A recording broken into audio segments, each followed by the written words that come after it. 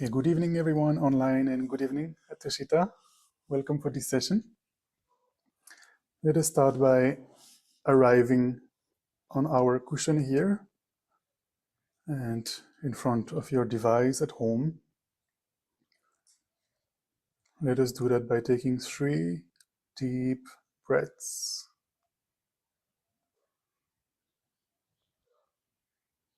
Every time we inhale, trying to refresh our attention. Every time we exhale, trying to relax.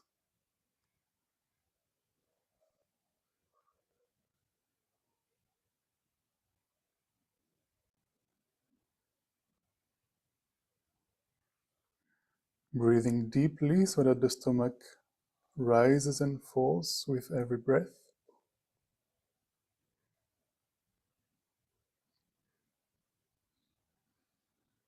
Trying to become fully present for this session, leaving our worries outside.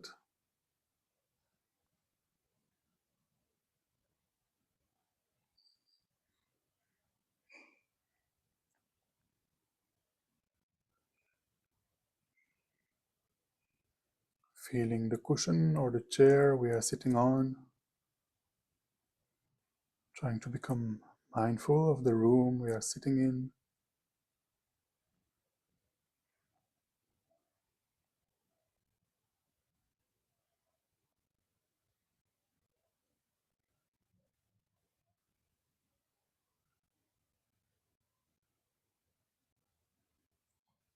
So this is the second session of a new series of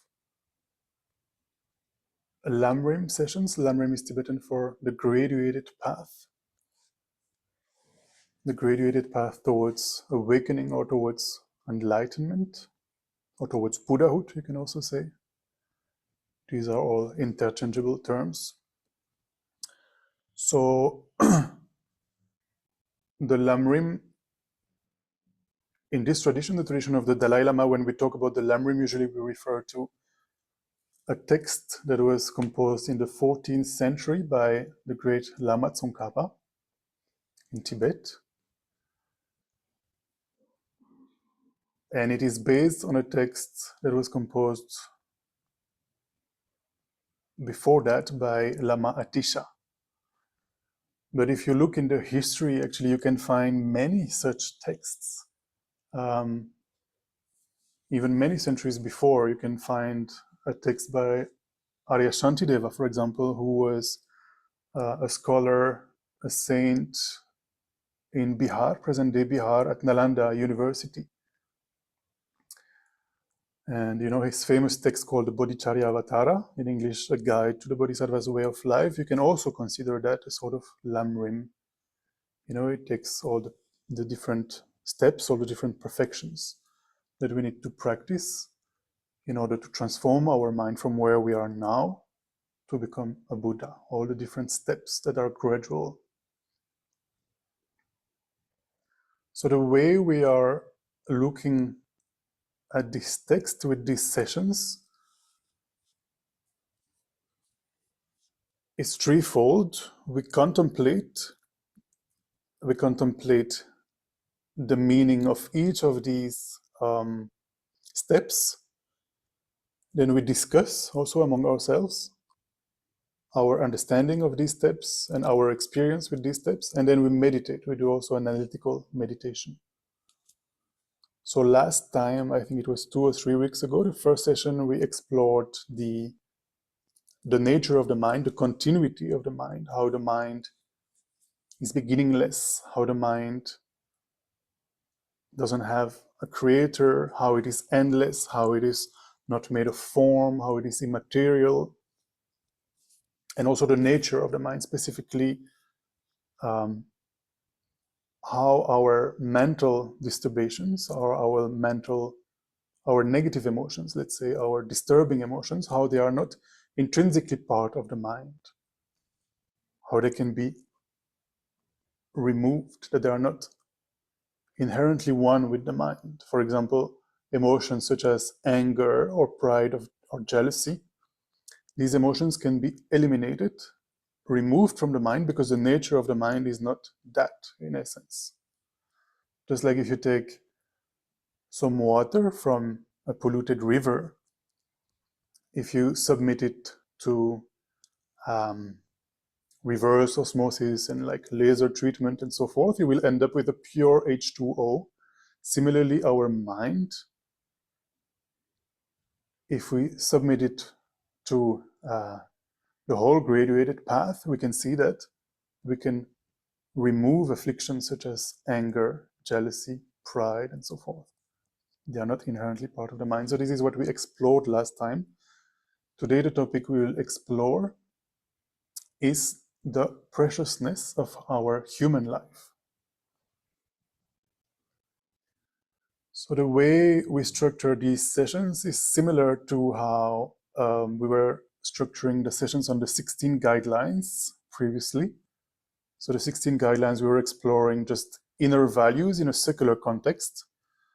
And I thought the format of these sessions was quite good. So now we are using the same format, but to explore Buddhist ideas from this graduated path, from this Lamrim. So the way it is structured is that we start with a short calming meditation, to work on our concentration, to have a clear and stable mind. So we do that for just a few minutes. And then I introduce the topic of the day. Today is the preciousness of the human life. And then after this introduction, we can discuss among ourselves our understanding as well as our experience with the topic. And after this discussion, we do analytical meditation on the topic. And then finally, after the meditation, again, we have some time to exchange and to discuss, in particular, our experience of the meditation, or if we want to discuss more about the topic, there's also more time to do that. So let us start without further ado with a small calming meditation. I don't know on Zoom if anybody is new. And here I also don't know. So maybe I will just quickly summarize the instructions for calming meditation. In Sanskrit, the meditation we are about to do is called shamatha. In English, literally, it means calm abiding. In Tibetan, the literal translation is shine, calm abiding. So for this meditation, there are 4 instructions that are quite simple. The first one is to look at our body posture. Ideally, we sit in the full Buddha Vairochana meditation posture that has 7 points. The most important out of these 7 points is to sit with a straight back, with an upright body. You can imagine there is a string pulling from the crown of your head, keeping your body upright.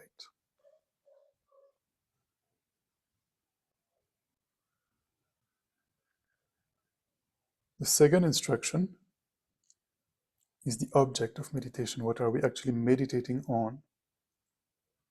If you're familiar with shamatha, I would encourage you to stick to the object you're the most familiar with.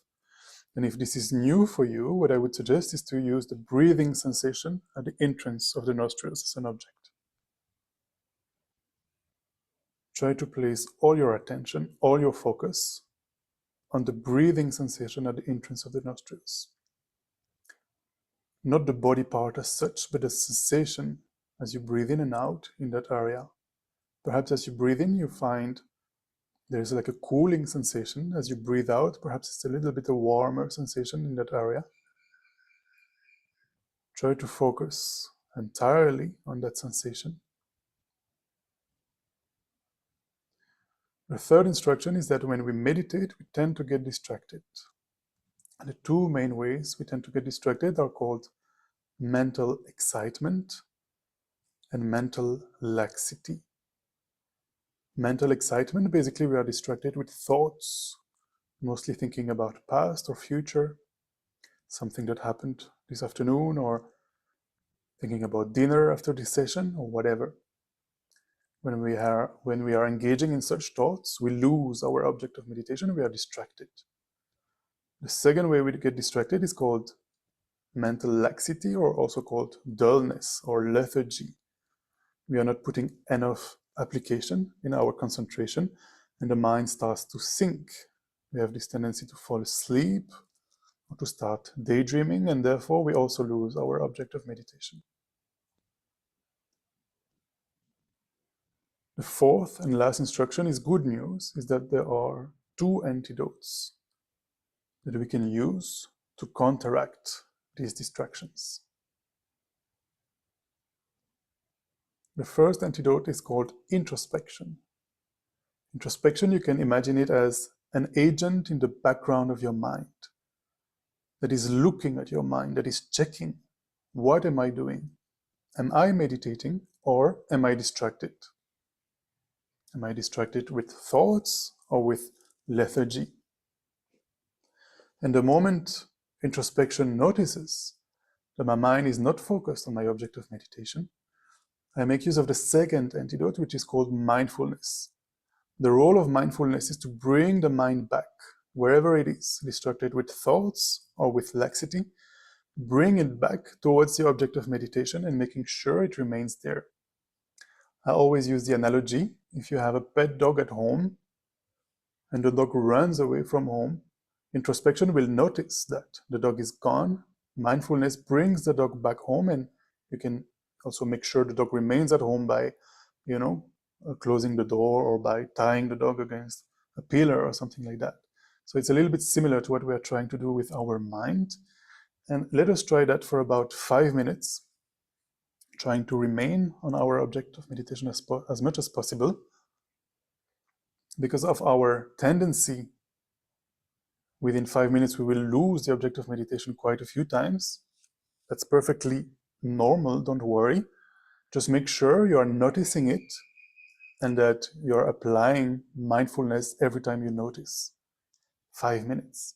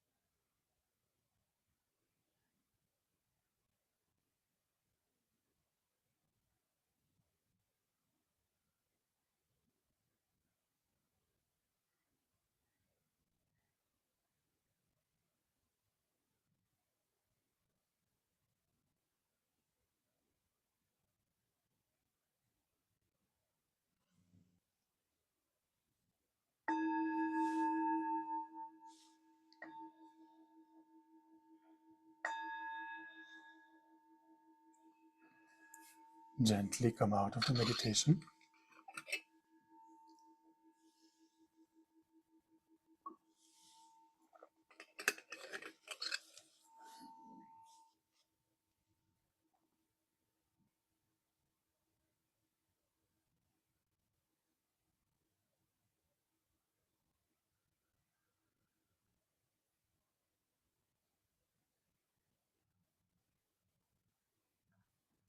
So let us start exploring the topic of the day, which is the preciousness of our human life.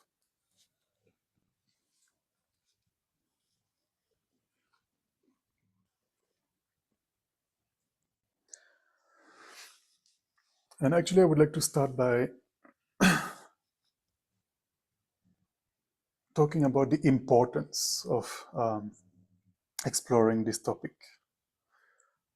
You know, Lama Tsongkhapa, the way he structured his text, he structured the Lamrim Chenmo, the great treatise on the stages of the path. He structured it in two big sections. And the first section is called Appreciation of this life of freedom and endowments, the perfect human life. And the second section is how to make use of it, how to make use of this precious opportunity, which contains all the other Lamrim topics. So after that, you know, the first topic after the precious human life is to explore death and impermanence.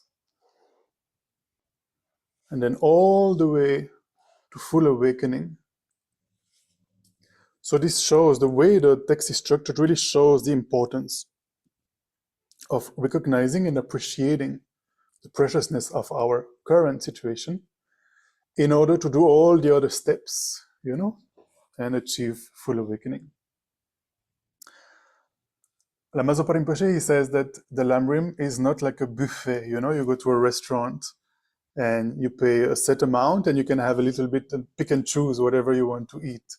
So the Lamrim is not like that. We cannot just choose whatever we fancy eating. We have to eat and digest the whole, you know, all the steps that are gradual. Otherwise, yeah, there is no way to get liberation or Nirvana in Sanskrit, or awakening, or achieve the state of a Buddha in Sanskrit. So when we explore the Lamrim, we see how each topic leads to the next, and how, therefore, each topic is required, is indispensable. So the meditations on the perfect human life or perfect human rebirth, they come right at the beginning.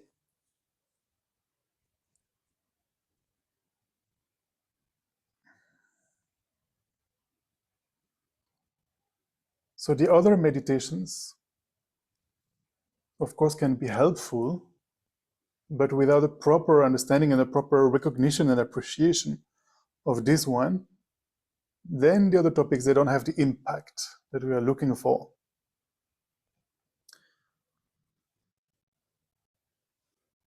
Lama Zopa Rinpoche, he also says that only those like us who have this precious human life, this precious human rebirth with all these freedoms and endowments that we'll talk about just now, only those people who have all these can become inner scientists, can, you know, look inwards, can look at the mind and discover what is the true cause of happiness. Without these freedoms, without these endowments, liberties, and then, yeah, there is no opportunity to do that, to find the true cause of happiness and to reach there. So Rinpoche says we are unbelievably fortunate. We have the opportunity to study, to meditate and understand everything that the Buddha taught 2,500 years ago.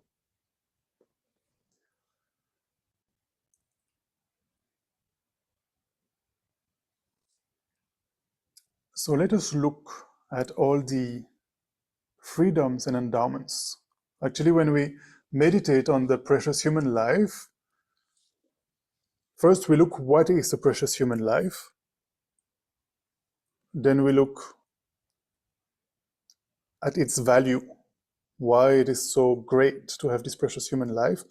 And finally, we look at its rarity, how rare it is to obtain a life qualified with all these freedoms and endowments. So let us first define what is a precious human life. Let us talk about these freedoms and endowments that qualify a precious human life. So first, it starts with 8 freedoms. So I will list them, and we can try to imagine what our existence would be like if we didn't have that freedom.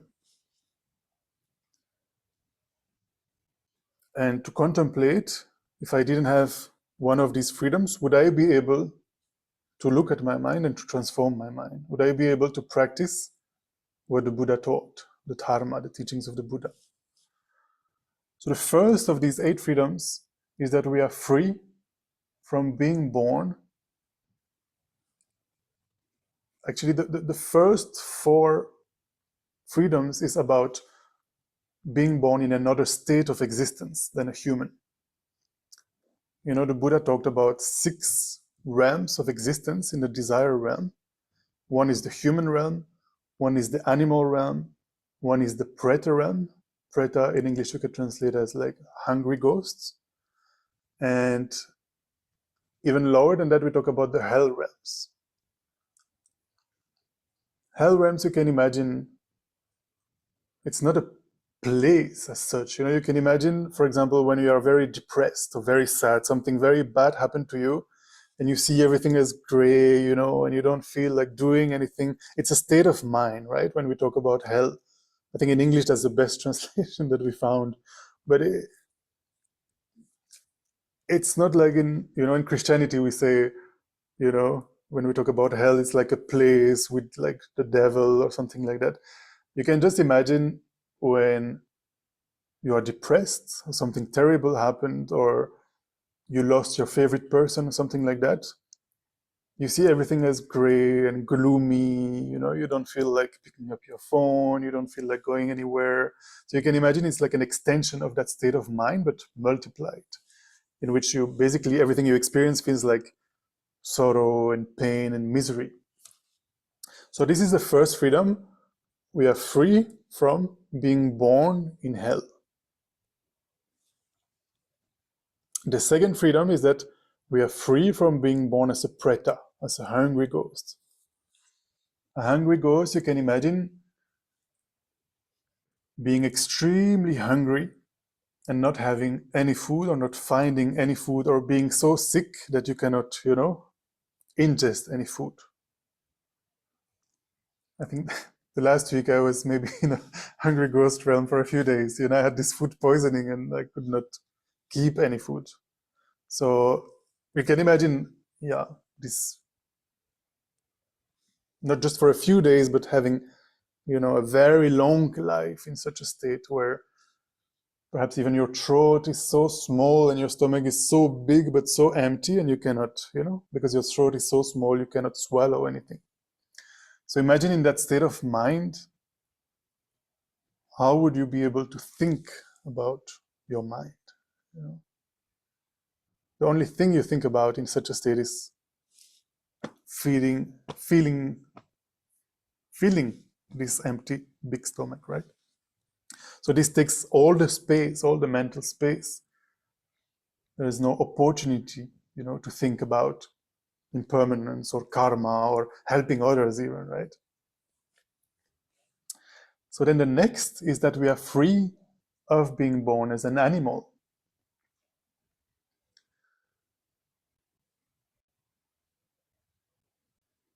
So try to imagine also what it must be like to be born as an animal.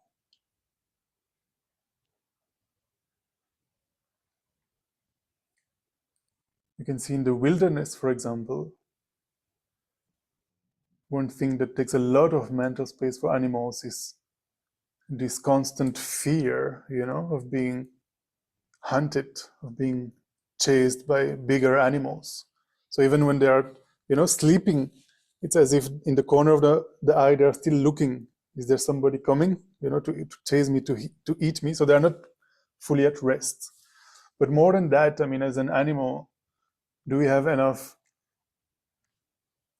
cognitive power, to contemplate, meditate?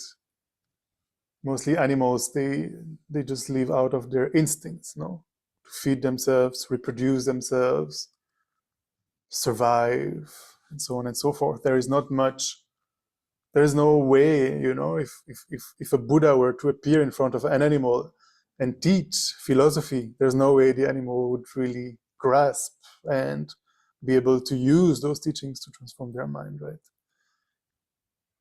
So we are free from that. That's the third of the four freedom. Then the fourth freedom, I talked about the 6 realms of existence of the desire realm. So I mentioned humans, animals, pretas, and hell beings. Above the humans, we also have 2 other realms that are called the Sura and Asura realm. In English, that would be gods and demigods. And in the God realm, there is also one realm that is called, where we have a life of a long life God, like meaning that we will live there for very, very, very long time. And what happens in that state is that we just experience pleasure. All the pleasures of the senses are there. And that's the only experience that we have.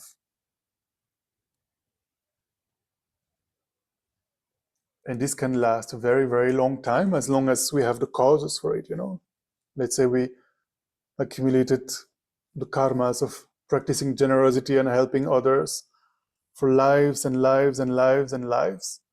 So one of the results can be such a life where we only experience pleasure.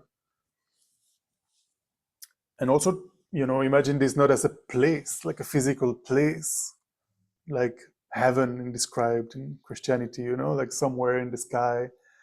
But you can also see from your own experience, perhaps, even as a human sometimes, like we are in love, or we are very successful at our work, or we have a very good circle of friends, and we are always happy, and we are only delighting in all the experiences. In French, we say to see la vie en rose, to see everything as pink, We are only enjoying the pleasure of the senses, basically.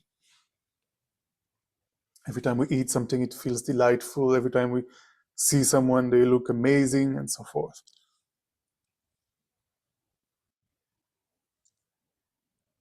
So it is possible to be reborn and have a long life in which there is not the slightest pain or harm or unpleasant experience, only pleasant experiences, only pleasure, basically, for a very long time. So imagine in such a life, would we be able to turn inwards, to look at our minds? Would we be able to practice the Dharma?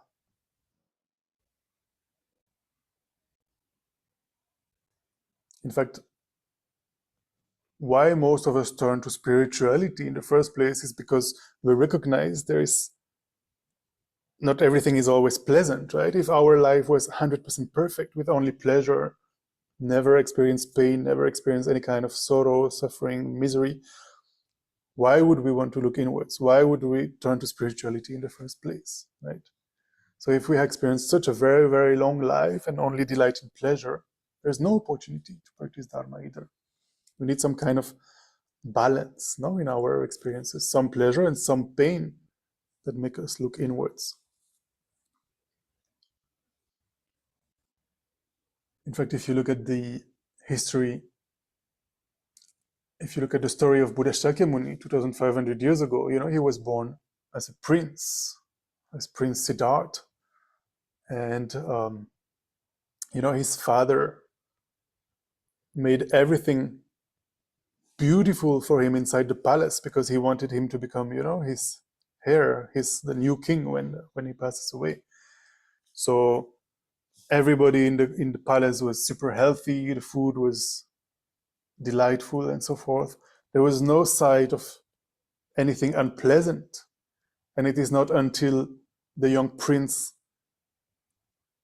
kind of took a excursion outside the palace that he noticed that, people are actually experiencing sickness and old age and suffering and difficult experiences that make him question reality, question life, and want to look inwards and want to, help others. Without that, he would just, enjoy his life in the palace. So imagine being born as a god with only pleasure and not much interest, right? To look at the... It sounds pretty similar to the life of a hungry ghost. Right, similar to the life of a hungry ghost. But the life of a hungry ghost, he has only unpleasant experiences, right? A hungry ghost. He only experiences this hunger and this frustration of not being able to fulfill that hunger. The long life god, he will only experience pleasure. But yeah, it is similar in the way that... Maybe there is also pleasure, but also dissatisfaction. Dissatisfaction, yeah. Like gluttony, like with overindulgence. Overindulgence, yeah. I don't know. I don't know if they would experience overindulgence in that state, yeah, as a long life god. But I don't know. I don't have a memory of being born there, but so I don't have a direct experience. But yeah, from what I read, there's no dissatisfaction in that state. The only dissatisfaction that happens in that such a long life, imagine you would live, let's say, 1,000 years like this, only pleasure of all the senses. It is said that at the end of that life, they have a clairvoyance. They can see that the karma to experience this is finished, and they can see where they will take reborn, where they will be reborn. So imagine the pain at that point. You are for 1,000 years in that state where there's only pleasure, and you see, okay, tomorrow I will be born as a bird or a beggar, whatever. So yeah, it is said that this is the only experience of suffering that I have in that long life. Okay, so these are the first four freedoms. Let us look at the four others. We are free from being born at a time when no Buddha has appeared in the world. So try to imagine a world being born, even as a human, in a world where the Buddha has not appeared. What kind of world would that be, and would we be able to practice the Dharma then, if the Buddha had not appeared 2,500 years ago? The sixth freedom is that we are free from being born in a place where there are no Dharma teachings. So imagine being born a human on a planet where the Buddha has appeared, but in like a remote country where the teachings of the Buddha have not reached, or maybe it's not allowed, to practice or to listen these teachings in such a country, or this country is too busy, for example, being at war, there is no opportunity.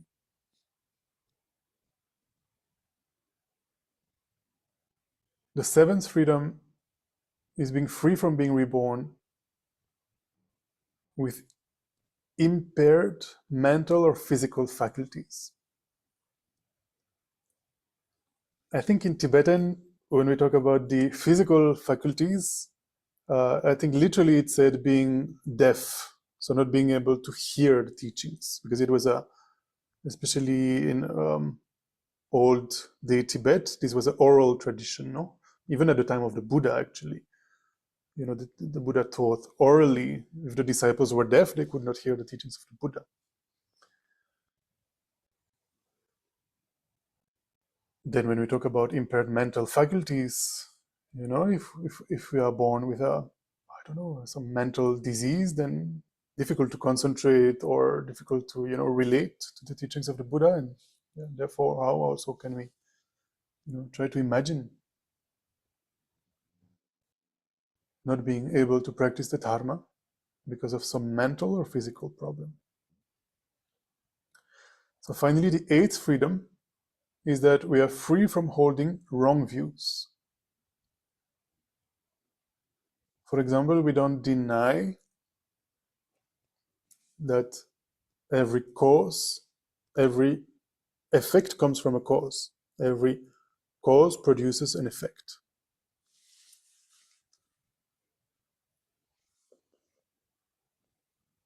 And also to be fully qualified, for this freedom to be fully qualified, freedom from having wrong views, we also don't deny reincarnation, karma, the possibility to free our mind from the defilements, from the afflictions. So all of these are falling under the category of having wrong views. Thinking there is only one life. Imagine if you thought there is only one life, then why would you practice the dharma, right? If you have only one life, then let's just enjoy that life, right? But if we consider future lives, then we might start to, want to worry about these future lives. Not wanting to be born as an animal, for example, and not only that, but wanting to be free from any kind of pain and also wanting to help others.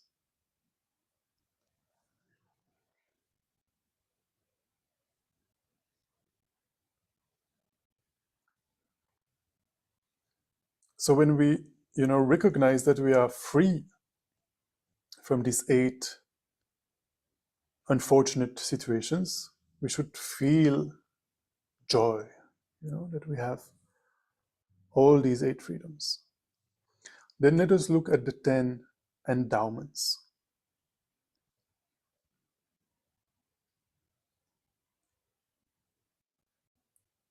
The first one, it's a bit redundant with the first 4 freedoms, because the first endowment is of being born as a human being. It's the opposite. The first 4 freedoms were freedom from being born in the other realms of existence. Here, it's not what we don't have, it's what we have. We have this human life. The second of the endowments is that it's also the opposite of the 5th, I think. The 6th freedom. We are born in a place where the teachings of the Buddha are available. We can easily come to a center like this, or go to Dharamshala and listen to His Holiness the Dalai Lama, for example, or even in this day and age, we live in a country where we can open YouTube. In some countries we cannot even open YouTube. It's banned, or it's censored, So here we can open YouTube and also listen to the teachings of the Buddha, and we can access many websites, we can read many books with the teachings of the Buddha. In some countries it's not possible. You live in such a country? Where do you live? China. You live in China? I think YouTube is banned, right? But you can find many Buddhist books there, no? Not all of them. Just few. The line is not very clear, like which are allowed and which are not. All right. Oh yeah, for example, the Dalai Lama's book you would not find, right? Like, typically, the books that I carry with myself, I keep. You have to hide them.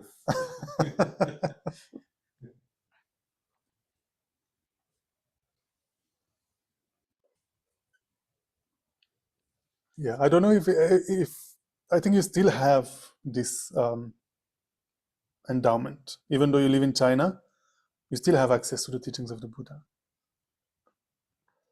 Maybe not exactly, the way you would want to. For example, YouTube, you might need to use a VPN, or the books of the Dalai Lama, you might have to hide them.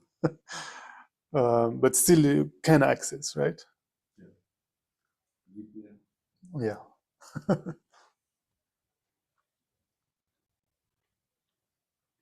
The third of the 10 endowments is that we are born with complete faculties. For example, we are not deaf, we can listen to the teachings of the Buddha. We can read, we can also think about them, we can meditate on them, because we have a complete sense of faculties. The fourth endowment is that we have not committed any of the 5 extremely heavy negative actions, also called the 5 heinous crimes, which are killing one's father, killing one's mother, killing an arhat, or a foe destroyer. An arhat is someone who has achieved nirvana, someone who is liberated. We have not drawn blood from a Buddha, and we also have not created a schism in the Sangha, in the assembly of the Buddha's followers. So it is said that if we commit any of these 5 heinous crimes, our next rebirth immediately would be a terrible rebirth. So we are free from that, so there is some hope that whatever work we do on our mind in this life, we can carry on in the next life, if we are very serious about it, right? Otherwise, if we had killed one of our parents, for example, whatever we do in this life, whatever happens next life, we are born in a hellish existence. So again, no opportunity to practice the Dharma for who knows how long. So this is this endowment of being, having not committed one of these heinous crimes or extremely heavy negative actions. Then the 5th freedom is that we have faith in the foundation, in the basis of the Buddha's teachings, the 3 baskets, the 3 pitakas. The Vinaya, which talks mostly about discipline, the Sutra, which talks mostly about concentration, and the Abhidharma, which talks mostly about wisdom. We have some faith, some conviction that the teachings of the Buddha correspond to reality. Sometimes we talk about having conviction in the 4 seals of the Buddha's teachings. Then the last 5 endowments, they're like a sequence. We are born at a time when a Buddha has appeared. The Buddha has appeared 2,500 years ago. 2,500 years ago, the Buddha also has taught. He has extensively, for many decades, expounded the teachings. He gave us all the methods to look inwards, to look at our mind, to be able to transform our mind by eliminating the mental defilements. And his teachings are still available. In fact, they're very much available, I would say, in this digital era. So easy, if we make the time, with just one click, we can access thousands of teachings, so easy. Then there are many practitioners of the Buddha's teachings, many followers, many disciples. So we have a community, we have a Sangha. And finally, the last of the 10 endowments is that there are people who have loving kindness for others, and thus they are willing to support Dharma practitioners. For example, the only reason this place exists here in Delhi, in beautiful Hoskas, is due to the generosity of others. There are people who think it is important for people to work on their mind by listening, contemplating, and meditating on the Buddha's teachings, so they financially make it possible for such a place to exist. And around the world, there are so many such places because of the generosity of others. So when we recognize that we have these 10 endowments, we should, appreciate how fortunate we are. We looked at the 8 freedoms. Being free from these 8 unfortunate situations gives us joy. And here, looking at these 10 endowments makes us feel fortunate.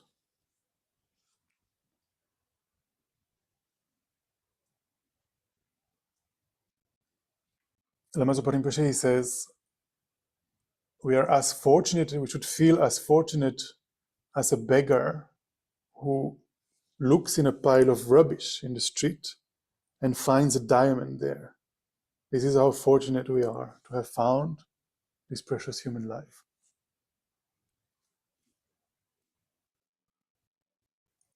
So now now that we have defined what a precious human rebirth is, so it's a life with these 8 freedoms and 10 endowments. Now let us look how beneficial it is, how valuable it is, and then how rare it is as well. So how valuable it is because with all these freedoms and endowments, not only we are human, we are interested to look inwards, we are interested in the Buddha's teachings, we have faith, we have conviction in the foundation of the Buddha's teachings. So therefore, we can apply the first scope of the Buddha's teachings, which is to refrain from doing harm. So refraining from, hurting others, refraining from engaging in non-virtuous actions, and practicing the opposite, practicing virtue. So just by doing that, we can achieve temporary goals of, having always good rebirths with pleasant experiences in our future lives. This is the first way this life is extremely valuable. The second way is that we can achieve not only temporal but also ultimate goals. With such a life, we can achieve Nirvana and Buddhahood. We can achieve Nirvana, or liberation in English, by developing renunciation, a state of mind where we don't want to be trapped in the prison of our thoughts, the prison of our mind. We don't want to be trapped in samsara. And practicing, morality, concentration, and wisdom, then we can achieve nirvana with the basis of this precious human life. Then we can also achieve the ultimate goal of complete awakening, complete Buddhahood, complete enlightenment, by also developing not only renunciation, this wish to emerge from samsara, but also developing bodhicitta, developing this altruistic intention, this altruistic mind, this wish to benefit all sentient beings by becoming a Buddha. And then by, again, practicing ethics, concentration, and wisdom, as well as the 6 perfections, such as generosity and so forth. And finally, this precious human life with all these 8 freedoms and these 10 endowments is so valuable because each moment of this life can be made meaningful.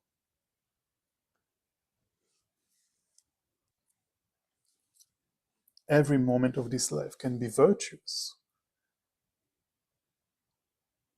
If every action we do is done with bodhicitta, with this motivation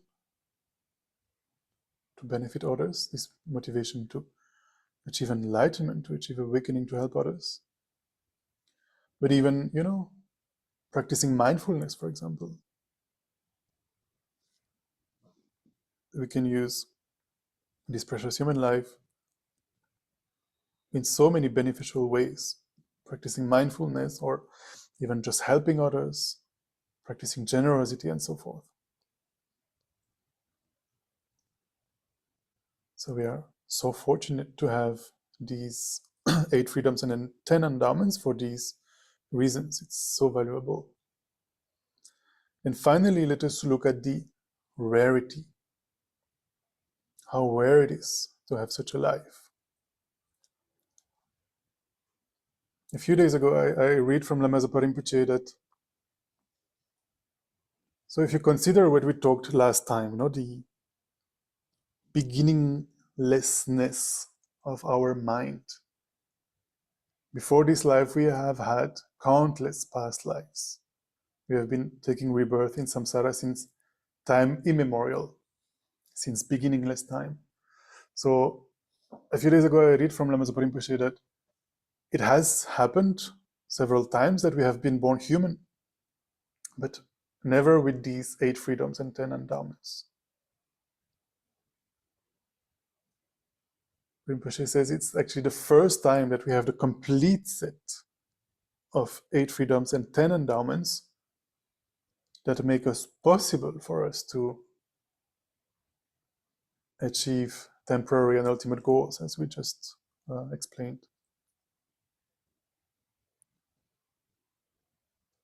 And why is it so rare? It is because the causes of such a life are difficult to create. The causes for such a life are pure morality. So imagine being born in an animal realm, for example, is very difficult to practice morality, because in the wilderness, for example, just in order to survive, we might have to, kill other beings, kill other animals just to feed ourselves. So therefore we engage in the action of killing. Difficult to practice morality there. One of the causes for a precious human rebirth is also generosity, patience, as well as having had the aspiration to have such a life where we can transform our mind. So these causes are very difficult to gather, especially, when we are born countless times in the past, born as a god. No mental space to wish to have a human life, Being born in the hells as a hungry ghost, as an animal, too busy just surviving. No way to practice morality, generosity, patience. Perhaps sometimes in those states we had the aspiration to be reborn as a human and be able to work on our minds. Then if we look at numbers,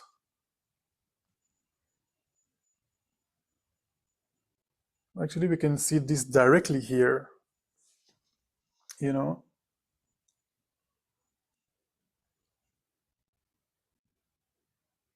Delhi, NCR, there are about, I think, 30 million inhabitants.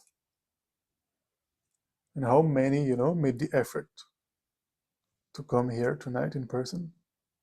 How many are actually interested to learn more about the teachings of the Buddha? How many are interested to contemplate and meditate on the teachings of the Buddha?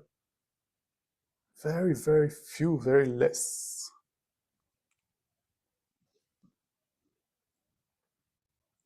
But not only considering the 30 million human beings in this area, we can look just at the level of the planet,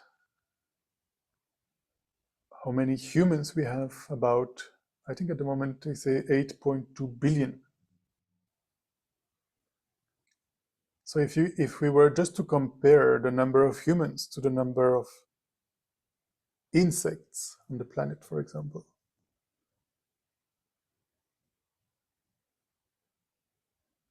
it's as if there are almost no humans compared to the number of insects on just this planet.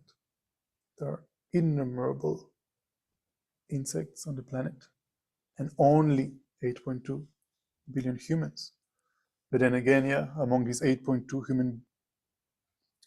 billion humans, how many have the 8 freedoms and 10 endowments? Very, very, very few, very less. It is said that if we look at the human realm, it looks completely empty if we look at the number of animals in the animal realm. And the animal realm itself, if we look at it, it looks completely empty if we compare it to the preta realm. In the preta realm, if we look at it, even though there are countless pretas, the preta realm looks completely empty if we look at the number of beings in the higher realms. So it is already extremely rare to be born as a human. And then even more rare to be born as a human with all the freedoms and endowments. So rare. There is an analogy, actually, that the Buddha gave. He said that it is that obtaining a precious human life is more difficult and rare than for a blind turtle who lives at the bottom of a great ocean and who comes out of the ocean once every 100 years, like to take a breath or something. It lives at the bottom of an endless ocean, and once in every 100 years it comes out of the ocean to take a breath. So having a precious human life is as rare as for this turtle to put its head through a golden yoke that is floating on the surface of that ocean. That is the analogy that the Buddha gave. So I've been vomiting a lot of blah blah, and perhaps we can take a moment to interact a little bit, to exchange, to discuss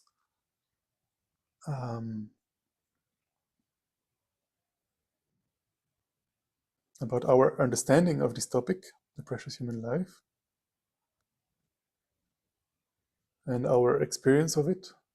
Anything you would like to share, please feel free to do so. And here, of course, you can just pick up and we can use this mic so online can also hear. And online you may simply, at the bottom left, you can press on this microphone button so we can hear you. You can just unmute your computer so that we can hear you, or your phone or whatever device you're using. Anybody would like to share something? Don't be shy.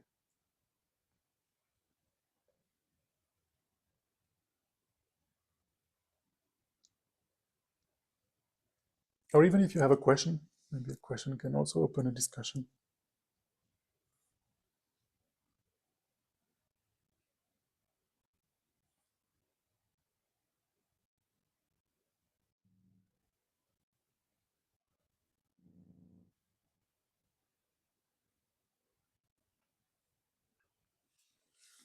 Is this something that you had heard before? These 8 freedoms, 10 endowments? Yes? First time? Like heard the numbers, but not. Especially how you explain the different. Just so that other people can hear you as well. Especially how you explain the animal realm and how it's. I'm able to see how I am in the animal realm on a daily basis. Oh, you? When I'm You look pretty human to me. With a client. Huh? When I'm on a call with a client or any other difficult call, like how I'm in the animal realm. Like a shark wanting to make money out of the client. Even in meditation, like sometimes you're trying so hard. I think there's that fear, like it's probably different as compared to that the fear you have of being hunted. But it's like when you're waiting for something to come up and you're just looking at things and you're like trying too hard to look at things.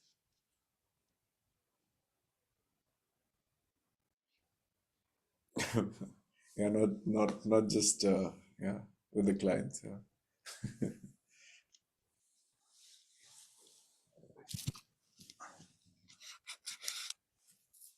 Anybody else would like to say something?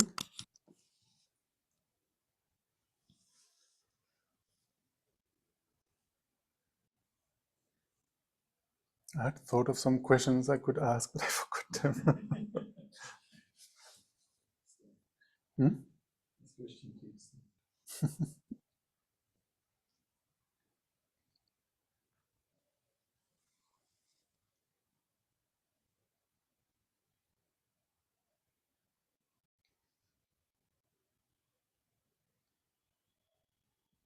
So it's okay, we don't have to discuss. If we don't have something to say at this point, we can just go ahead and do the analytical meditation. And then after the meditation, we can again take some time if we have things we would like to share.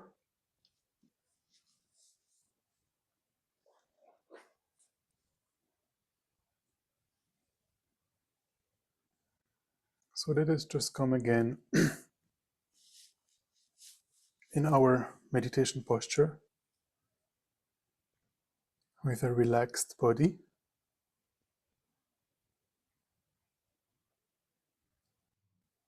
relaxed state of mind,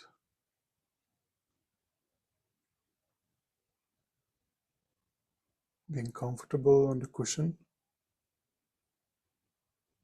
the back straight but not stiff, naturally upright.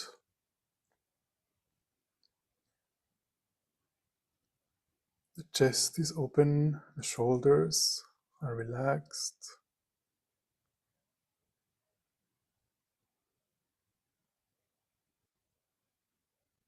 And then as we let our body be filled with our awareness, we can generate a feeling of appreciation for the present moment, coming into contact with this moment.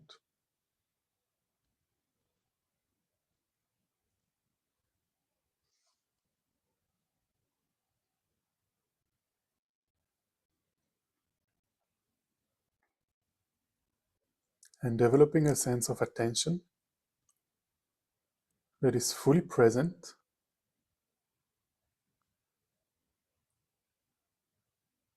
observing sensations within the body,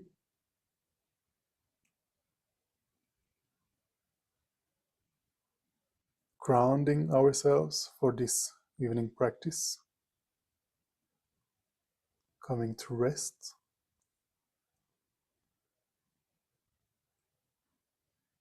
If you feel any stiffness or tightness in any part of your body, try to gently let it go with your out breath. Try to become at ease.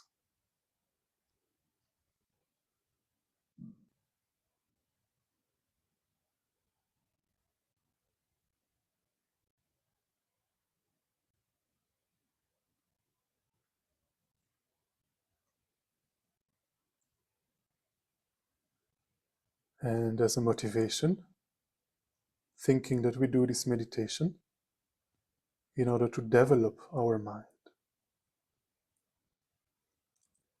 in order to discover the great potential that we have within us right now.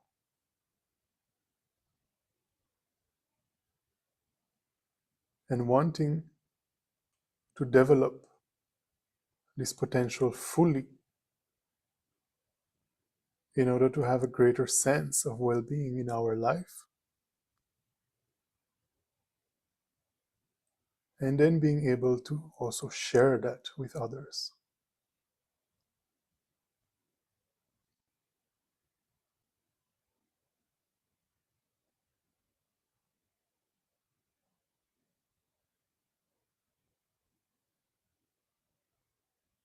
So for that reason, to actualize that, we do our evening meditation, wanting to benefit ourselves and others with this meditation.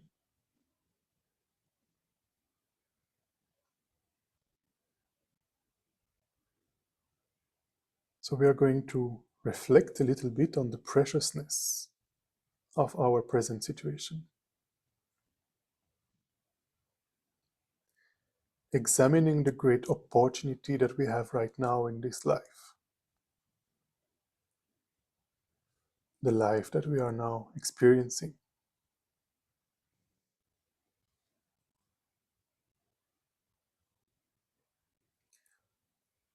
Let us begin by simply becoming aware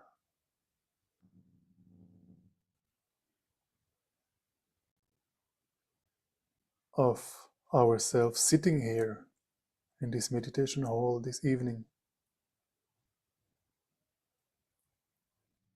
Sitting here with a healthy body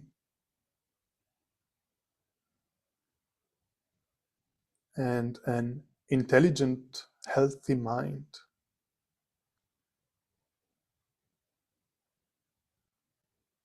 Having our attention turned towards inner development.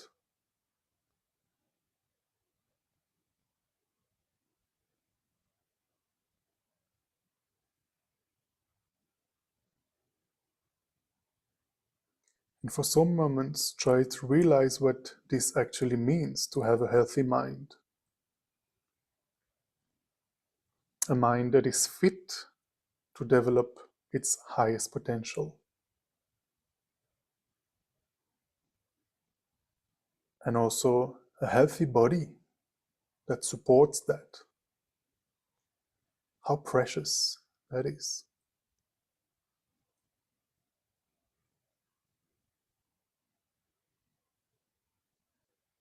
To be here in this holy place of Tushita.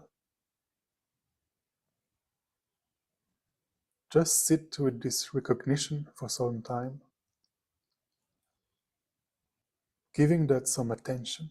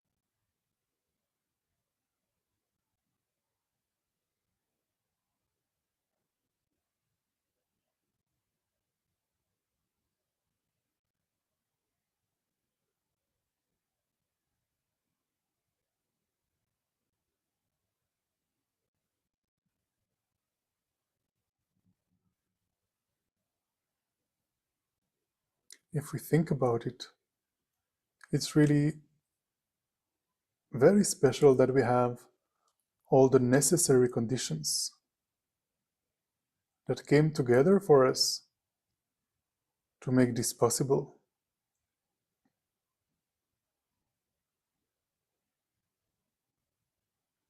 Just being able to have come here this evening, to have the opportunity and the time, is so fortunate.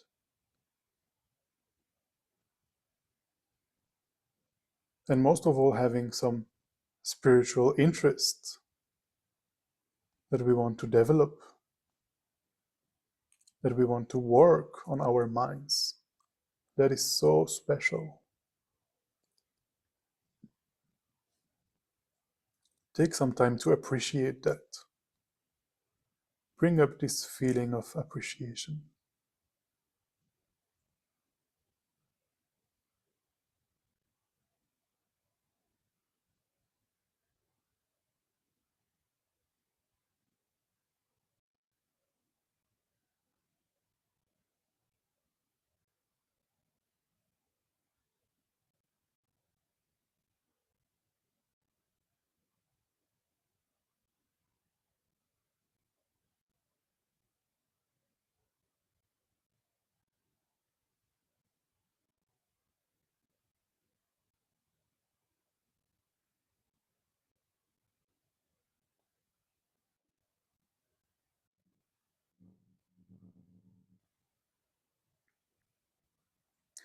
You know, our situation here is so incredibly rare.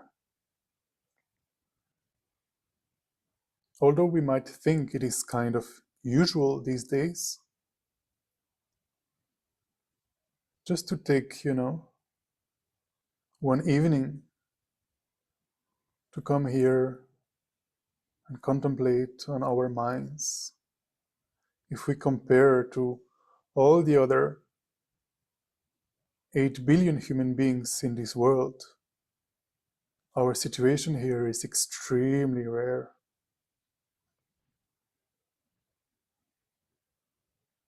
We cannot take our situation for granted. Having the freedom to come here and practice these methods in these conditions here, to work on our minds, coming into contact with the teachings that can lead us to a state of ultimate happiness. If we actually put effort in this, we can make our life so meaningful, so worthwhile for ourselves and for others.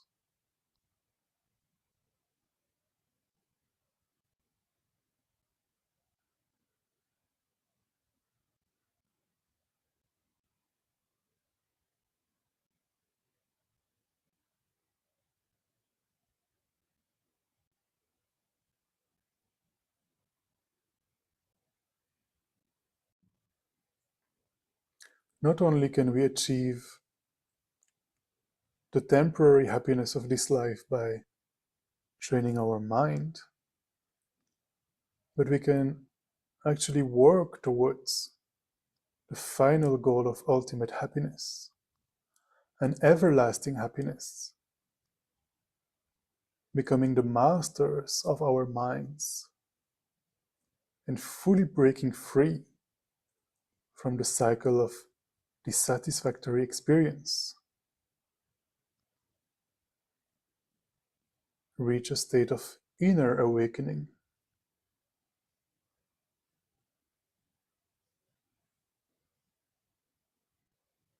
In this life, we have the potential to do that.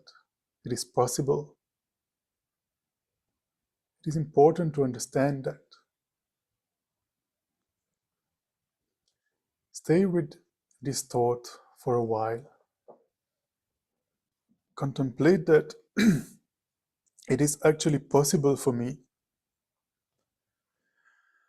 to reach a state that is called enlightenment, awakening, Buddhahood, eternal happiness, everlasting happiness.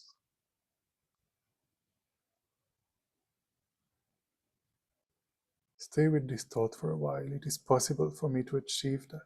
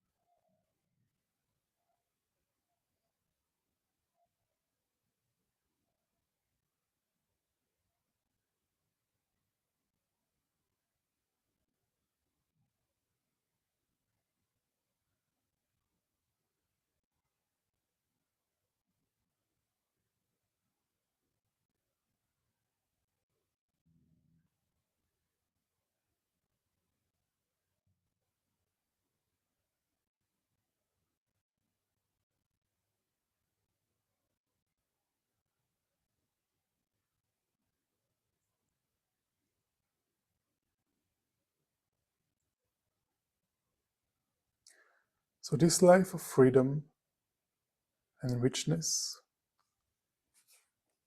freedoms and endowments that we currently have is very difficult to find. It's very rare. And once found, it is very easily lost. So while we have it, it is so important that we recognize that and take the essence of this life, which means to develop the mind, to develop our inner good qualities of compassion and wisdom, for the benefit of all beings.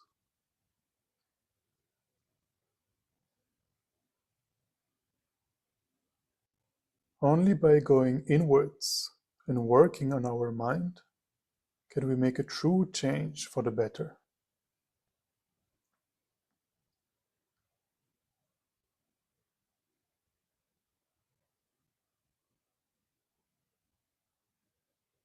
So reflecting on that, we can generate a sense of gratitude, a sense of joy that this is our situation.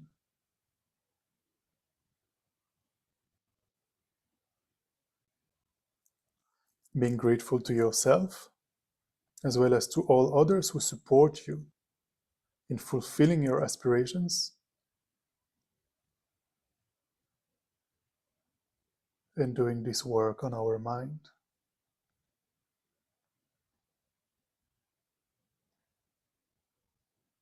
So just for a few moments, abide with these thoughts of openness, of being grateful.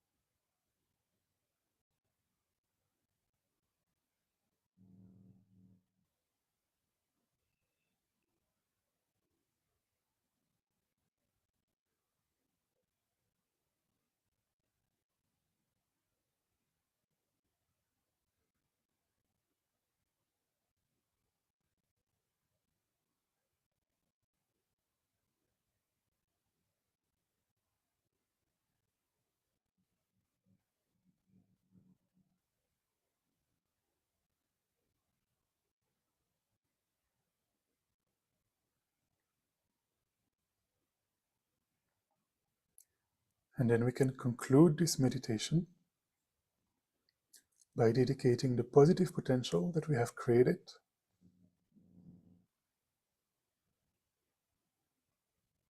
to the goal of actually fulfilling this aspiration, to be able to take the essence of this life and to plant the seed of awakening in our mind by attending this session in which we listened, we thought, and we meditated on this path, this graduated path to enlightenment. May this meditation become a cause for awakening to happen within ourselves and others.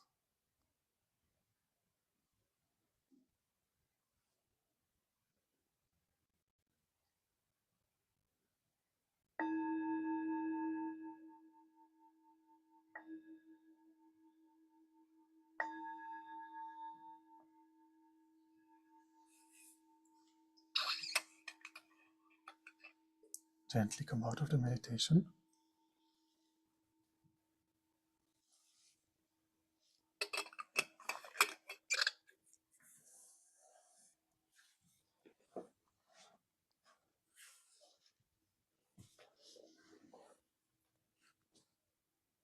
Any feedback that you would like to share, or anything at all that you would like to say about this meditation or about the topic, or any question or any remark, any comment, anything you would like to discuss? Usually people are really, how do you say bavard in English? Usually people are very talkative. Like last time, the session brought a lot of discussion. Today, I don't know, people are a bit shy, not very inspired by this topic, but it's all right, no problem. Yeah, last time we talked a lot. I think the session was maybe about 2 hours.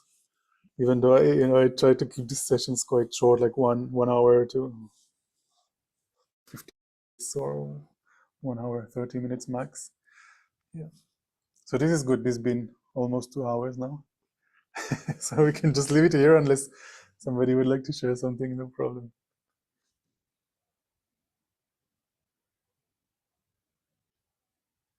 Okay. So thank you very much, everyone, for joining, and we can dedicate the merits of this session, the positive potential that we have created here by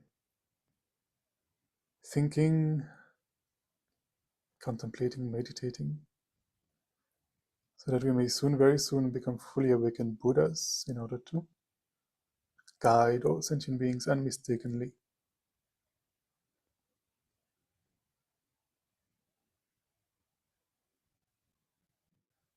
May the precious minds of bodhicitta and the wisdom of emptiness that have not been born in us yet, may they be born very soon, and may whatever has already been born never decline but increase forevermore. May our spiritual guides, such as His Holiness the Dalai Lama, have very long and healthy lives. May they continue to teach us for a very long time. May our teachers who passed away recently, who took the aspect of passing away, such as Lama Zopa Rinpoche, may they come back very soon in a fresh body to continue to guide us, continue to teach. And finally, to all the merits of the three times, may the wars that are happening around the world immediately come to an end.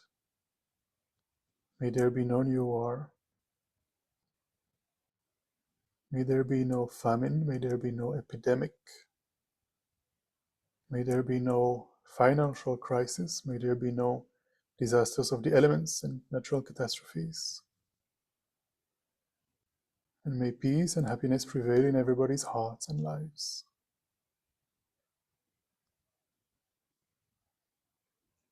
Thank you very much, and we will see you tomorrow. Tomorrow we have, very fortunate, tomorrow we are welcoming Dr. Atisha Mathur. I think many of you perhaps online know him.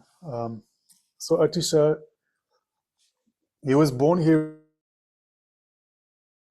In fact, his father was the director of the center of Tushita for several years. But he was born of an Indian father and an Italian mother. And he spent a long part of his life in Italy as well. And studied here, studied in Italy, and recently also studied Buddhist philosophy mainly. And recently also graduated with a PhD. And for several years, he's been asked more and more to teach in Dharma centers, especially around Buddhist logic and philosophy. And so tomorrow, I think he's teaching here for the first time in Tushita, Delhi. And yeah, he's not often in Delhi, so very fortunate that he's coming tomorrow. And I forgot the topic. What is the topic of his teaching tomorrow? Oh yeah, the Dharma, is it a hobby? Is it a hobby or is it something indispensable, So we will explore that tomorrow with Atisha at 6:30 p.m. in person here at the center and online on Zoom, the same link. And then on Sunday morning, we resume our talks with Venerable Gyalten Samten. And the time is slightly different. Now it's 11 a.m. I think the first three sessions were at 11:30 a.m. on Sundays. So now it's going to be every Sunday at 11 a.m. starting this Sunday and then the upcoming Sundays, 11 a.m. So tomorrow you can just join for Atisha. You can just join online or come here.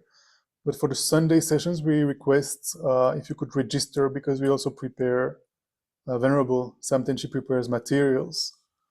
So we know how many copies we need to print and so forth. So there is a registration link you can find on our website calendar. Otherwise, also we will send it on our WhatsApp group and so forth. Yeah, and then upcoming visiting teachers also we have in April, we have two. We have Kabir Saxena is coming again on the 14th. That's a Monday. And then we have Venerable Geshe Tenzin Namdak. He's coming on the 30th of April. That's a Wednesday, also at 6:30 p.m. And then in May, we have also a very special guest, Venerable Geshe Tenzin Zopa. That's end of May, I think also perhaps 30th or 31st of May, something like that. Anyway, you find all the details in our website calendar. Oh, and I forgot one for April. We have also Venerable Tsultrim from Switzerland, Venerable Tenzin Tsultrim. She will give a talk on Tuesday, the 8th of April, about the joy of Dharma, the joy of studying and the joy of practicing Dharma. So very welcome for all these events. And the next such session on the graduated path will be, I'm going to be traveling now, so I'll be back mid-April. So the next session is, I think, on the maybe 21st of April or something like that. And it will be every Monday again, from mid-April and May. See you. Thank you so much. Have a good evening. Bye-bye.